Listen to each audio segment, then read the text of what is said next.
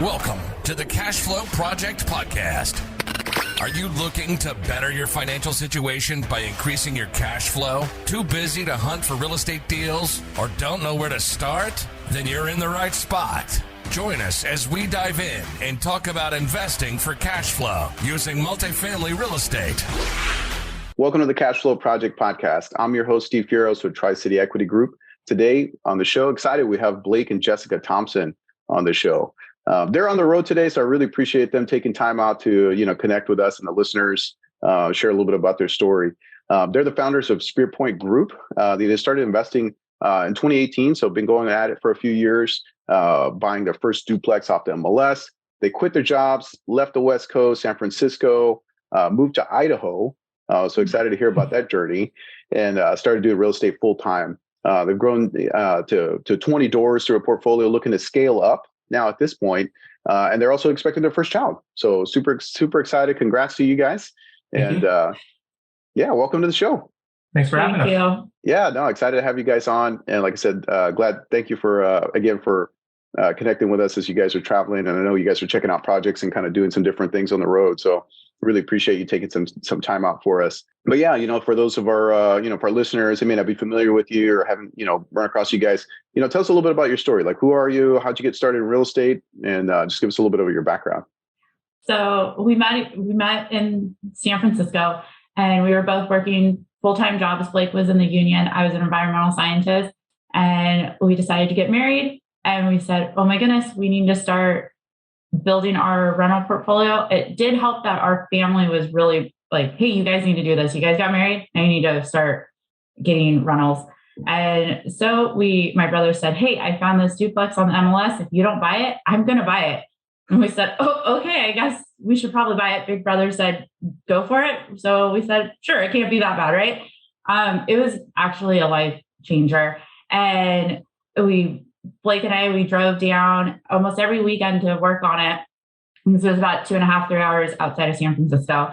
And it was fantastic. And we just, I don't know. It's actually in the market that we're moving our business to now in Fresno. So yeah, that was our first intro to real estate and rentals. And it was nice to get that first rent check. And then just going back and forth, we started listening to podcasts and books and webinars. And we said, oh my goodness, this is doable. All we have to do is double every year and we'll be financially free. A little did we know, we were hooked, and we were like, okay, where are we going to look? Where are we going to look? But Blake was like, I'm tired of driving 2.5 hours away. I'm tired of driving. So we started looking closer to home. And nothing was working out. So then we said, you know what? Let's look out of state. So we started looking out of state. It's the funniest thing. I'll let Blake tell you a little bit about that. Yeah, I think we had 3 target markets we were looking at out of state. And looking back now, in state would have worked just fine. We just weren't experienced enough at the time to really know what we were looking for or what we were doing.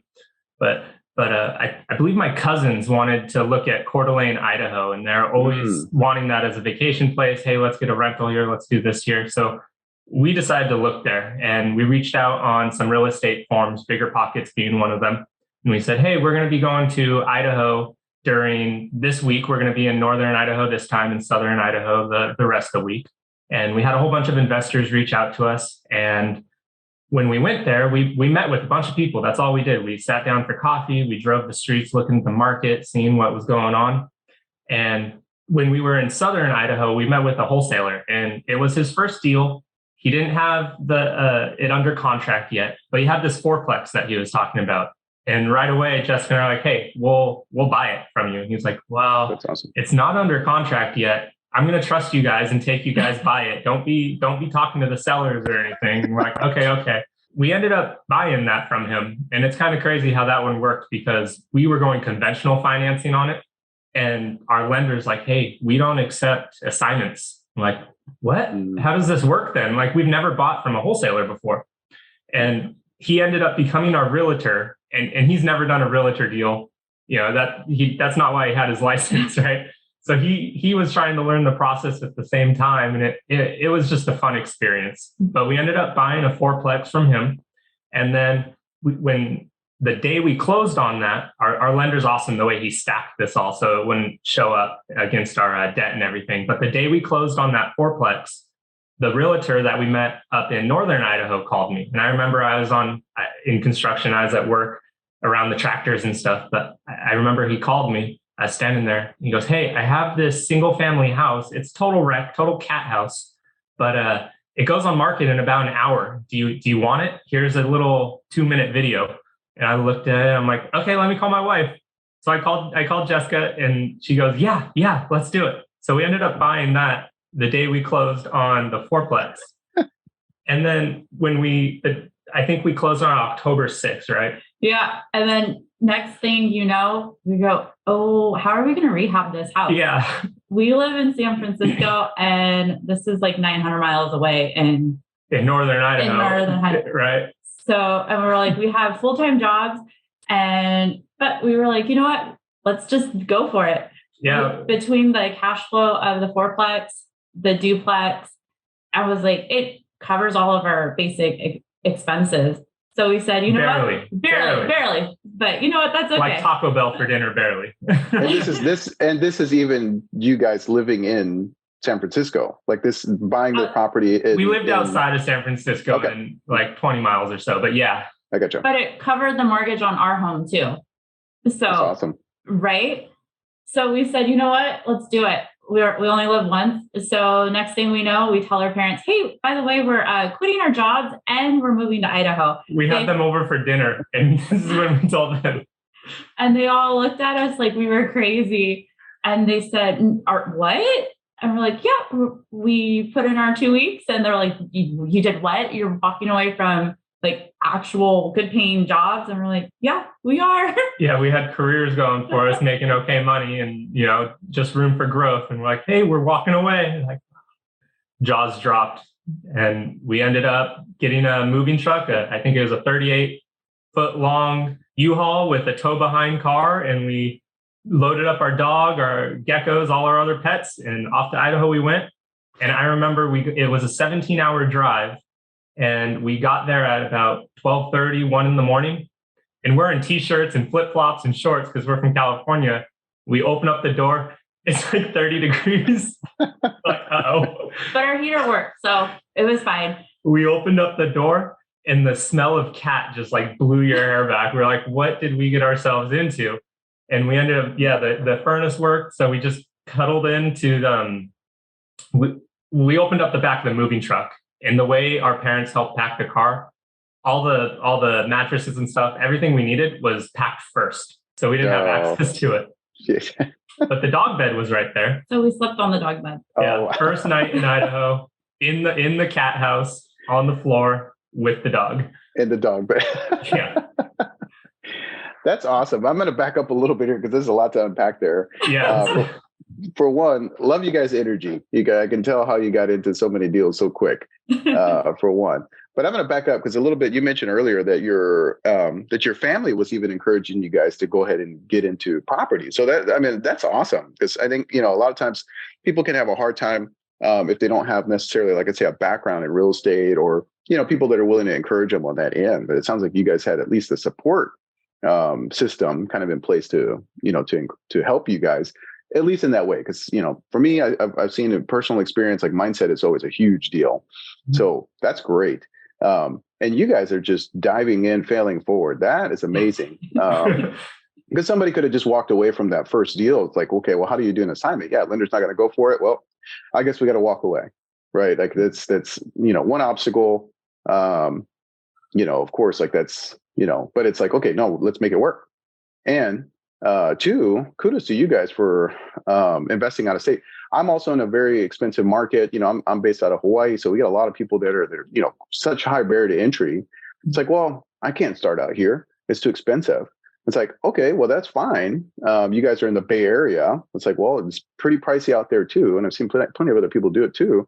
It's like, well, where can I invest? Where is a good place to invest, right? And you guys had to kind of get comfortable with, investing, let's say, at a distance, right? Because it's how many miles away to 931 miles to your parents' front door. To our listeners, it's like, again, you don't have to stick to just investing in your own backyard, right? Like that's a huge deal. For a lot of people, I feel like that's a big mental barrier. I want to see it. I want to touch it. And it's like, well, you know what? Hey, if the numbers make sense, and it sounds like in this case it did, and you guys just dove in. That's awesome. That's awesome.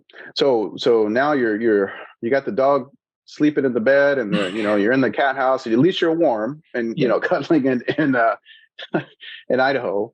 What happened with the project? Did you guys knock them out? Did they go smooth sailing from there, or what was kind of the next step in that part of the journey? So the next step was, we brought all our tools and stuff. I'm pretty handy. I come from, big dirt construction. We sent Jessica back to California to finish up like her 2 weeks or something, finish up. And then she drove up with her dad after that. And when she got there, the house was already rehabbed. I spent every single day. I lived there. I woke up. I don't even think I got dressed. I was in my underwear every day. And I'd be painting the walls and doing my work, getting the carpet in and just working along. And so by the time she got there, I had 2 of the rooms rented out. It was a 3 and 2. And all of our stuff was in the master bedroom. And she goes, "Who the heck are these people?" I go, "Babe, we're house hacking." She goes, "What?" The original plan was to house hack in like a duplex. I didn't realize I signed up for a single family, but I was like, you know what the heck? Let's do it. That only lasted about 6 months until we got on our feet. I think they were paying $500 per room. So it was helping us out at the time. It was our marketing budget. And once we got going, we found a mentor in the area. We started working with a mentor, started marketing, started learning how to do deals. And I think it was about 6 months or so before we actually got our first flip going on. And then it was just history from there. Mm-hmm. Yeah. That's awesome. And then, so that's how many deals now at this point? Like how many deals have you guys done? We're in the double digits. We don't really sit there and count too much because everything's different. It's in the teens, I believe, high teens. Okay. Gotcha. That's awesome. That's so cool. That's so cool that you guys, again, it's a big part of this is, your mindset, what you think is possible, that kind of deal. And it sounds like you guys are just like, nope, fail forward. Like, let's do it. Let's go. It makes sense. And just jumping in, taking action, again, as an encouragement to, all of our listeners, just like that, so much of it. And again, I'm guilty of this too. I can get stuck in my own brain and just analysis paralysis to death, on a deal or whatever. But sometimes you're just going to learn, along the way, right? Like one of our mentors is just like, okay, well, punch a hole in the wall, right? Because if you're punching a hole in the wall, then you got to go fix it, and that gets you moving. And so that sounds like totally what you guys have done. It's just jumping in, diving in, like scrapping and clawing, finding a way to make this thing work. And again, it forces you to put on a little bit of a creative hat, right? It's like, okay, well, hey, this current challenge. How do we find a solution to it versus just running away and saying, okay, well, I guess we can't solve that. Well, I guess that would have been nice to be, real estate investors, but that's cool. We'll just stay here working our 9 to 5. So that's super cool. And you guys are now you're expecting your first. Did I understand that correctly? Yeah. So, I guess last year, now 2022, we got into cycling, like bicycles and stuff, and we learned what bikepacking was. And bikepacking, yeah. It's bikepacking. Okay. It's like hiking, but you take your bike with you. So you're going off on off-road trails, fire roads, stuff like that, middle of nowhere, and everything that you have on you is on your bicycle. And so we were getting into that. And at the beginning of the year, we decided to go on a bikepacking trip we said we had to take a break. So we went from the Montana-Canadian border, and we were headed down to Mexico. And in Colorado, we were discussing like, hey, let's think about a family. And we didn't know it would happen that quick. So Southern Colorado, we had to turn around and come home. And that's kind of what forced us to say, hey, instead of Blake and Jessica doing real estate, now we need to think about Blake and Jessica build a real estate business. Because up to this point, we've been really good about building our rental portfolio and building our retirement funds, but we need more now money. And we said, hey, we know how to wholesale. We've done a few wholesales. We partner with wholesalers. Let's just do it and scale it. So that's what we're doing as we're coming into the Fresno Clovis market. Yeah. Gotcha. Okay, that makes sense. Yeah, no, that's awesome. So you guys, most people will go the other way first, right? They'll okay, well, let me wholesale first. Yeah. Let me flip, let me get some capital. But what I see a lot of times is people kind of paint themselves into a corner. They get so comfortable, going that method because it can be addicting, right? You're just, hey, you got these checks coming in, big checks coming in, but then at the same time, you're not really developing. You're always dependent on that, right? It's feast or famine, because if you're not selling, if you're not, flipping, if you don't have product moving, then you don't really have any income coming in. But you guys started the other way. It's like, well, let's build up the passive income, let's find ways to make it happen. But then it's like, yeah, at a certain point you need to, okay, we do need more active income. The passive's nice and that's great. But, especially if you're going to start a family and all that kind of stuff, of course, you just want more to generate more income. So that's cool. You guys kind of reverse engineered into that problem, which is great. Yeah, it's weird. We didn't plan it like that, but it's worked out in our favor, and we're very grateful for it because we see how our friends have done it, and we're like, we're actually very grateful we went backwards. Yeah, well, no, too, because I'm sure and especially because you guys were going into a hot market. I'm sure you have equity that's developed just in your time sitting on your long-term rentals, right? Mm-hmm. I mean, just about anybody that has had property that has held anything the last couple of years, just about everyone's sitting on some pretty good equity. So and then now you can leverage that to go out and do more deals, right? Yeah, pretty much every flip that we took, we put it into a rental, and we even got some really cool rental properties that people are like, well, you'll never be able to find anything in Midtown or downtown Coeur d'Alene. They're out there. We got seller financing, and it was a killer deal. So we're like, okay, this works. Wow, that's awesome. That's awesome. Well, since it sounds like you guys are just running and gunning and just kind of, doing your thing, and you've learned so much along the way, obviously the market has shifted a bit now. You guys would obviously not be as impacted because you've been focusing on the long-term rentals and you've developed other strategies, put more tools in the tool belt, as I say. We're kind of in a higher interest environment right now, like on the mortgage side. What kind of challenges do you see, investors facing now, or what are you guys, what's on your radar in terms of like, all right, well, we've got to navigate these waters because this is the current environment. What do you guys see as challenges right now for flippers or for wholesalers and whatnot? I think a lot of people have been used to a appreciating market, and no one's ever had a big downturn. Well, a lot of people have, but a lot of newer investors in the last few years haven't had that downturn. And a lot of them were caught with their pants down with over leverage and everything like that.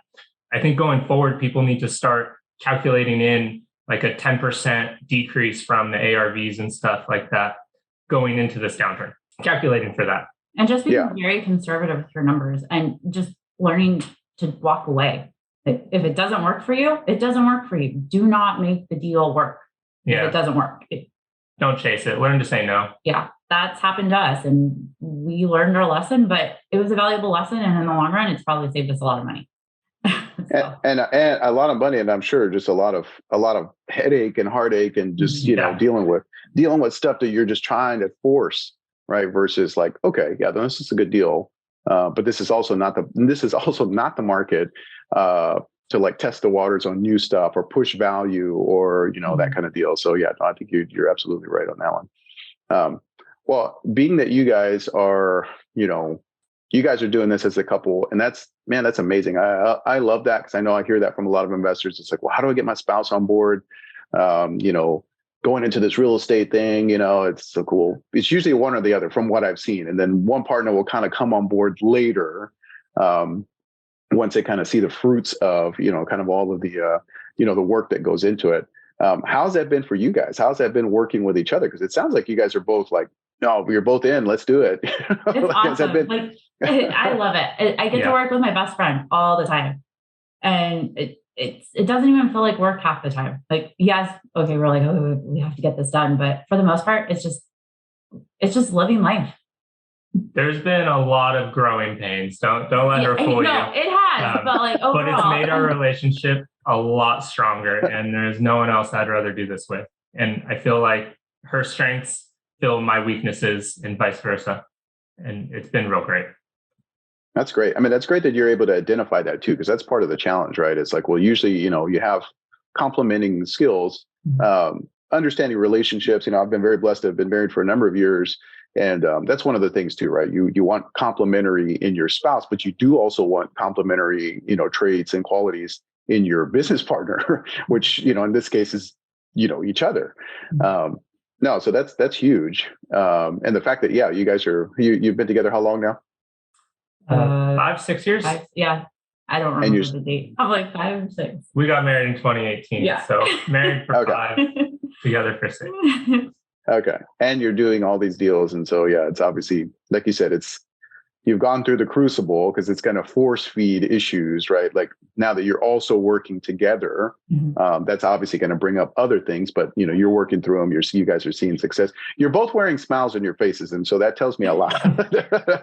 That tells me a lot in terms of, what's going on in your business and your personal life. So that's awesome. Very cool. Very cool.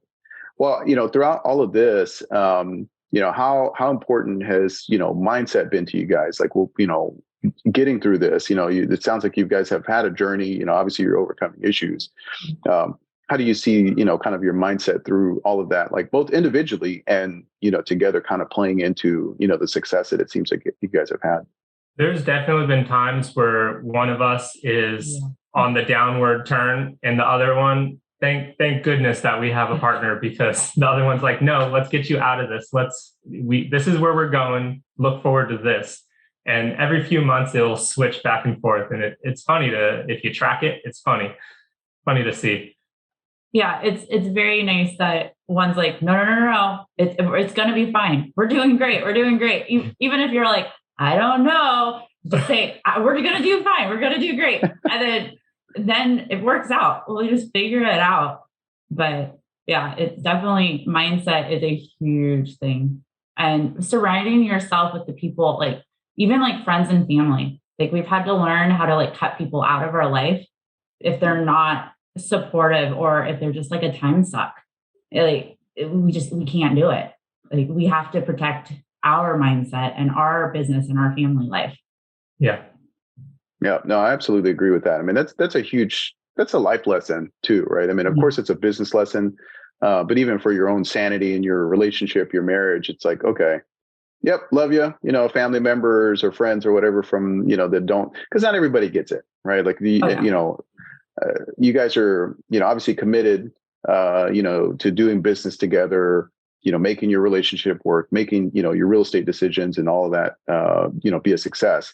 But tell me, everybody in your life, I'm sure, is not like 100% on board with that, right? Like, a lot of them think we're crazy. They think we're nuts. They think we should be in the loony bin, and we're like, oh, okay, well, newsflash, we probably think we think something similar about you too, but we love you. Yeah, we're constantly evolving. We want to be the dumbest people in the room because that way we can only learn from there, right? And if everyone we're hanging out with isn't going the same direction, then it's not supporting us going that direction. It's just kind of holding us back, we feel. And nothing against them. They're always our friends. Yeah, of course. But it's at the same time too, right? Like you guys are trying to find a way to level up, right? Yeah. And it's like, okay, I want to get better. I'm going this direction. If you guys would like to join, awesome. Glad to help you. But at the same time, it's okay for us to not see eye to eye. That's fine. But like, I just can't spend, every day hanging out kind of deal. Right. Yeah. We limit the time. Yeah, for sure. And you guys are obviously, making commitments to be in, what I've found over the years to be bigger, better rooms, putting yourself around people, that are going where you're wanting to go, putting in the time and energy and effort, resources, to kind of level up. I know we're a part of the same mastermind. So, if you guys found value in doing that, I'm sure like, joining groups or joining, networking groups or, masterminds or other people that are focused on real estate. Has that been something that's been beneficial to you guys? Oh yeah. And even in us visiting Fresno right now, visiting family and things going, we reached out on the mastermind page and said, hey, who's in the area? And we've been connecting with other investors and that are in our market going the same direction. It's been awesome. Because honestly, we were a little nervous. We're like, oh man, we have such a good community up in North Idaho, friends and real estate. And we're like, oh no, how's it going to work in Fresno? And to be honest with you, it's the same group of people, just different people. Like, like they're all doing the same thing. And I'm like, hey, I think we found a new community and we can just blend them together. Yeah, no, that's great. You do, yeah, you can cast a kind of a wider net, but you're focusing on the same things, right? Yeah, cool. Yeah, birds of a feather, right? Like, if you guys are familiar with the saying, obviously, so flock of feather, or it's birds of a feather flock together. There you go. I'm probably like aging myself with that one, but the reference, even some of the listeners may not get it, but yeah, birds of a feather flock together. I might not be able to say it, but I know it. No, that's okay.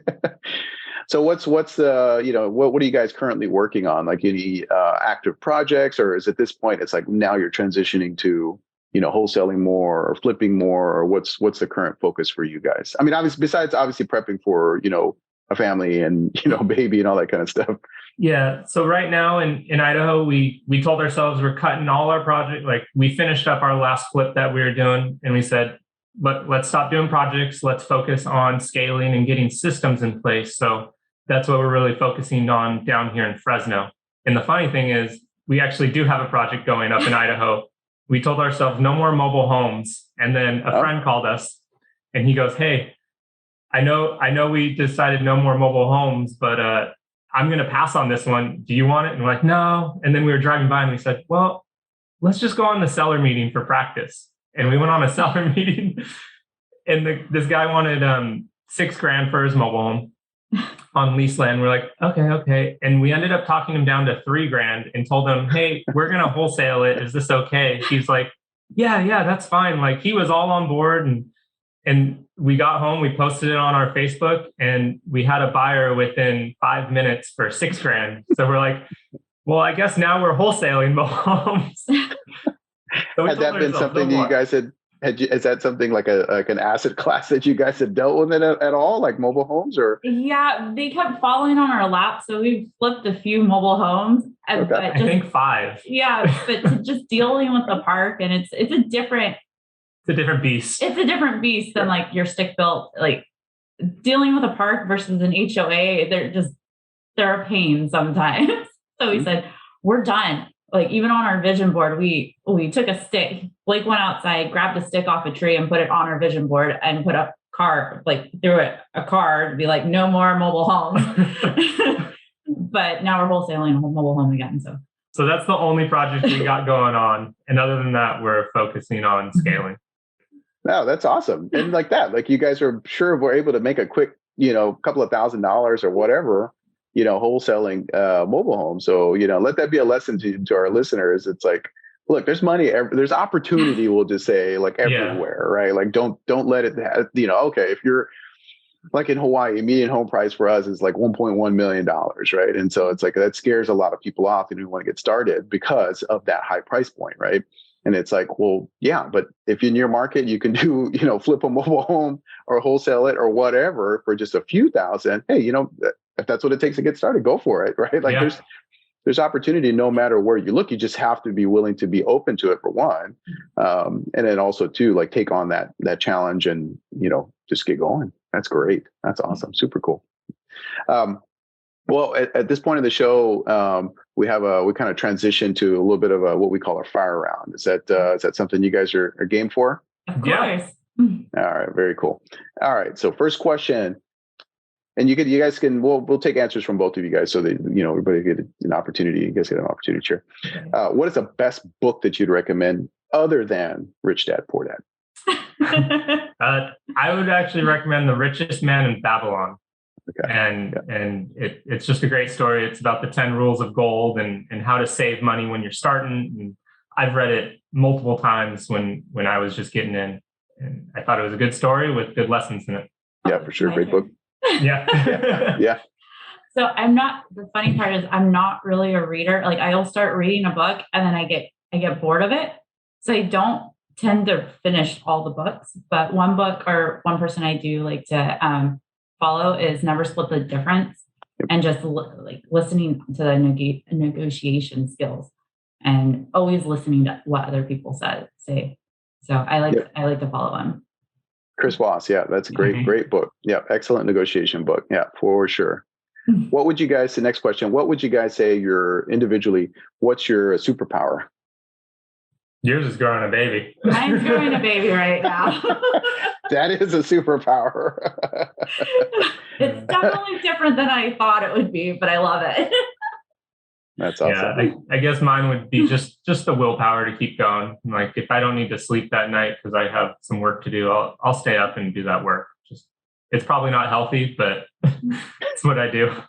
You're prepping for the baby. It's all right. Yeah, it's good. That's what's going to happen anyways. Kicks in, some instinct. I'm like, man, I'm going to be a dad. I need to go. Yeah. I found that's a very powerful catalyst for a lot of us. So for sure, no, that's great. And I'd say positivity too. Just on the outside looking in for both of you guys, I think that's huge. What is the biggest lesson that you both individually have learned over your career thus far? Oh, learning how to say no, and that it's okay to say no. Like I've always said, yeah. How can I help you? How can I help you? And it's not always a good thing. So learning to say no and being okay with it. Yep. Yeah. For me, it'd be talk to everybody, whether they're in real estate, not in real estate, because just like the mobile home, there's opportunity everywhere. Mm-hmm. And we've had friends before who say, hey, this is happening with my friend. And we're like, well, let's see how we can help them. And we've ended up doing deals that way. So just talk to everybody, whether you want to or not. Yeah, no, that's great. That's great. And then for the busy working professional working towards, trying to achieve what you guys have done, like they're trying to achieve, financial freedom, what advice would you guys have for them? Just jump in. Everyone has the same amount of time during the day. And we had 9-to-5 jobs.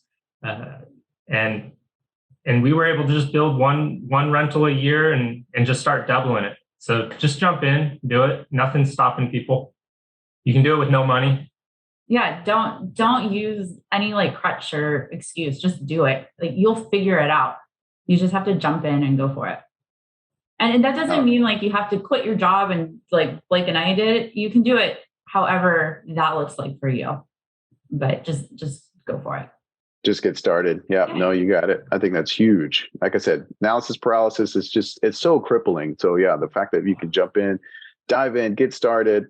No, that's awesome. Very good. Yeah, you only have one life and you need to enjoy the journey, not just getting to the destination. Enjoy the whole thing.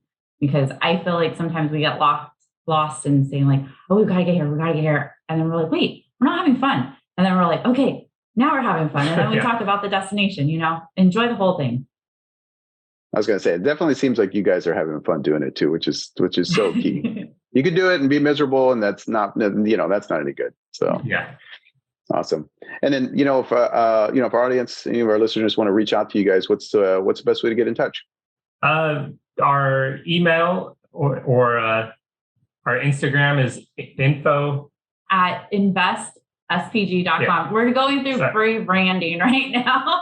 It's InvestSPG is our Instagram handle. Just reach out. All right. Very good. Awesome. Well, guys, thanks so much for coming on today with me. And providing our listeners a little bit of insight about just diving in, get started, and just crushing it. You guys are doing an awesome job. And again, congratulations with your with the baby to come. Thank you. It's been a pleasure having you guys on. I really appreciate you jumping on with us, and we'll talk to you soon. All right. All right. Thank you. Have a great day. Bye. Thank you, guys. Aloha. What a great show with Blake and Jessica coming on the show and kind of sharing their journey in investing in real estate. Boy, they really dove in. It's so awesome to see and hear their story. So glad to have them on. If you guys are interested in investing with us, go to tricityequity.com to learn a little bit more about what we've got going on, our past projects. And of course, if you want to connect with other local like-minded individuals, if you're local in Honolulu, join our Facebook group, Honolulu Multifamily and More. We do have monthly meetups, so you're welcome to join us on any of those and come out and meet up with other investors. You can definitely check us out on the Facebook group. Of course, if you found value in our podcast, please share it. Leave us a review, 5-star review. We'd greatly appreciate that to continue to grow the channel. We've got so many great people on. We want to continue to share that with others as well. And then, of course, we do have our upcoming conference out on the Mauna Lani Resort over on the Big Island of Hawaii. That's going to be coming up next year, or actually it's this year already. We're 2023. So we're excited to have that. So go check out the Hawaii Millionaire Mindset, the blueprint. And this is going to be part 2. So year number 2 for the conference. We had a great turnout last year. We're super excited to see what happens this year and all the connections that are going to be made. So really appreciate you guys. And we'll see you next time. That's going to do it for today. Talk to you soon. Aloha.